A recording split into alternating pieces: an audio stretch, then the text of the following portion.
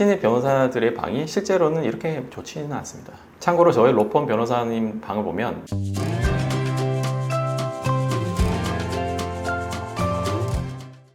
안녕하세요, 김민중 변호사입니다. 요즘 이상한 변호사, 우영우 드라마가 정말 핫한데요. 실제 변호사 생활 실무와 같은지 혹시 다른 점은 없는지 한번 리뷰를 해보겠습니다. 우선 1화에서 부인이 남편을 다리미로 때려서 살인 미수 혐의로 재판을 받는 장면이 나오는데요. 이때 시니어 변호사의 명석은 우영우 변호사에게 살인죄의 집행유예를 받는 것을 목표로 준비해보자고 지시를 합니다. 그런데 우영우 변호사가 사건을 검토하다 보니 민법상 상속 결격 사유를 찾아냈는데요. 그래서 이건 살인죄의 집행유예를 갈 문제가 아니고 상해죄의 집행유예를 받아야 된다고 주장을 합니다. 대부분 신입 변호사들은 이렇게 형사사건을 맡게 되면 형사 조문, 형사 판례만 찾게 됩니다. 그런데 이 우영우 변호사는 민법상 조문을 찾아내서 사건을 입체적으로 보면서 해결을 하는데요. 실무상 쉽지 않습니다. 경력이 있는 시니어 변호사들, 파트너 변호사들도 경력이 많이 쌓여야 가능한 거예요. 이런 신입 변호사가 들어오면 같이 오래 일하고 싶습니다. 못 나가게 합니다. 그리고 시니어 변호사의 명석이 우영우가 이런 의견을 제시했을 때 이런 의견이 맞는 것 같은데 잘하네, 내가 잘못 생각했네 라고 인정을 하면서 칭찬하는 모습이 좀 멋있었습니다. 변호사들의 목표는 사건을 승소하는 거잖아요. 그런데 명석이 만약에 자기 자존심을 내세우면서 다른 방향으로 가자고 했다면 매우 아마추어적인 태도예요. 명석은 프로입니다. 그리고 명석이 회의를 하면서 국민참여재판으로 가자라고 제안을 하는데요. 실제 국민참여재판으로 진행되는 경우가 거의 없습니다. 2020년 통계에 의하면 거의 4.5%밖에 안 된다고 해요. 그리고 국민참여재판에서 배심원들이 만장일치로 무죄 판결 의견을 낸다고 하더라도 재판부가 반드시 따라야 하는 것은 아니에요. 그냥 참고만 할 뿐이지 다른 결론을 내려도 됩니다. 그런데 미국의 경우에는 배심원의 의견에 따르도록 되어 있어요. 이게 한국과 미국의 다른 점이죠. 그리고 우영우가 재판하는 모습을 보면 변호사들이 다 배지를 달고 있는데요. 바로 이 배지인데요. 서울권, 수도권 법원에서는 거의 배지를 달지 않습니다. 변호사들이 배지를 달지 않고 들어가고 있어요. 그리고 국민참여재판에서 남편이 증인신문을 하다가 이후에 사망을 하게 되는데요. 검찰은 살인 미수에서 살인죄로 공소장 변경을 하게 됩니다.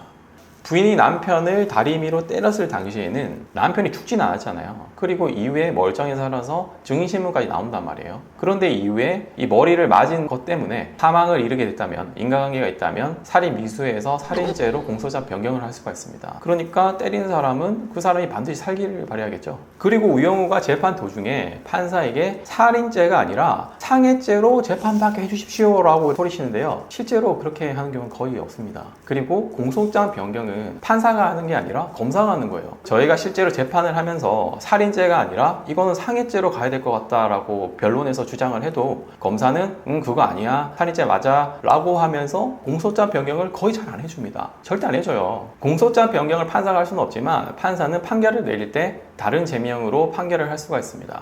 그리고 우영우 변호사가 일하는 변호사 방이 나오는데요. 엄청 고급스럽습니다. 아마 제 방보다 더 좋은 것 같고요. 신입 변호사들의 방이 실제로는 이렇게 좋지는 않습니다. 참고로 저희 로펌 변호사님 방을 보면 이렇게 생겼습니다.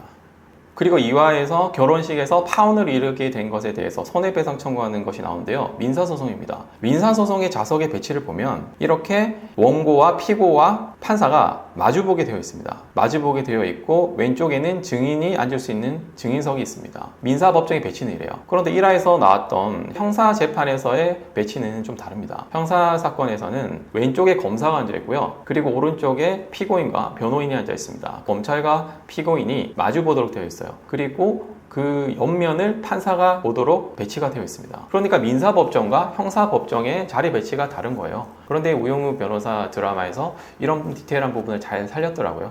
그리고 우영우 변호사가 작성한 서면이 나오는데요. 그 서면을 보시면 날짜를 연, 월, 일이라고 한글로 적지 않고요. 이렇게 점으로 다 기재를 합니다. 변호사가 쓴 서류를 보면 다 이렇게 점으로 날짜를 구분하고 있어요. 그리고 민사소송에서 변호사는 변호사가 아니라 소송 대리인이라는 문구를 써서 지칭합니다.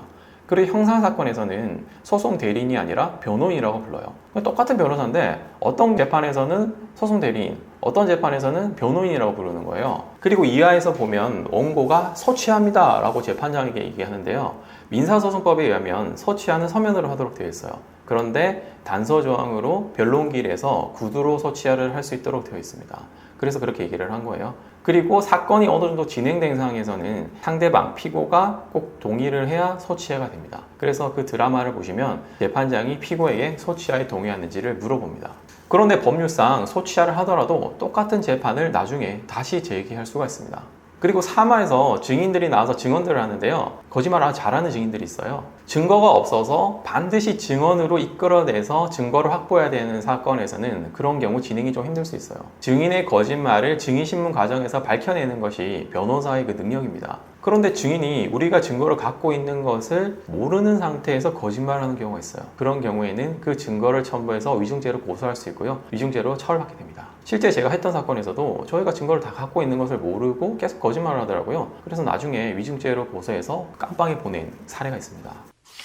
이상한 변호사 우영우 드라마를 리뷰해 봤는데요. 실제 변호사 생활 실무를 디테일을 잘 살린 것 같습니다.